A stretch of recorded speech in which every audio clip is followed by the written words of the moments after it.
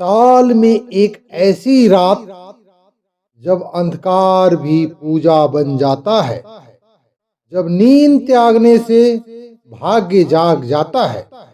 आज हम जानेंगे महाशिवरात्रि क्यों मनाई जाती है, इस रात का रहस्य क्या है और वह पावन कथा जिसे सुनकर सच में रोंगटे खड़े हो जाते हैं। शास्त्र कहते हैं कि कभी भी कोई कथा को बीच में नहीं छोड़ते। महाशिवरात्रि का अर्थ है शिव की महान रात्रि। यह पर्व फागुन मास की कृष्ण पक्ष की चतुर्दशी को मनाया जाता है। शास्त्रों के अनुसार यह रात इसलिए विशेष है क्योंकि शिव पुराण में वर्णन आता है कि इसी रात भगवान शिव अनंत ज्योतिर्लिंग के रूप में प्रकट हुए, जिसका न आदि था और न ही अंत। इसी रात्रि भगवान शिव और माता पार्वती का दिव्य विवाह हुआ। यह मिलन है चेतना और शक्ति का। समुद्र मंथन के समय जब कालकूट विष निकला तो तीनों लोग कांप उठे। तब भगवान शिव ने उसे अपने कंठ में धारण किया और बने नीलकंठ।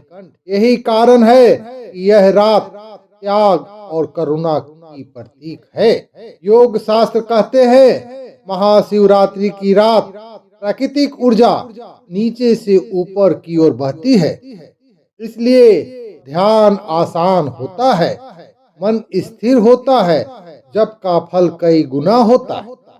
यही कारण है कि इस रात जागरण किया जाता है। यह केवल परंपरा नहीं, आत्मा का जागरण है। भगवान शिव को बेलपत्र अत्यंत प्रिय है।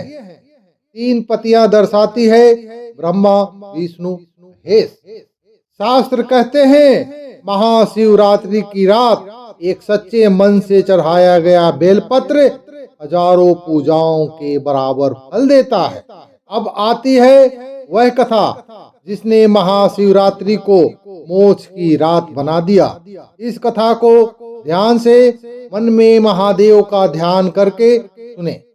बहुत समय पहले एक गरीब शिकारी जंगल में रहता था। एक दिन वह शिकार की तलाश में निकला, लेकिन पूरा दिन बीत गया, कोई शिकार नहीं मिला।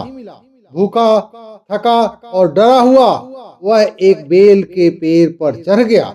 उसे यह नहीं पता था कि उस पेड़ के नीचे भगवान शिव का शिवलिंग स्थापित है। रात गहरी होती चली गई। डर के कारण शिकारी पूरी रात जागता रहा।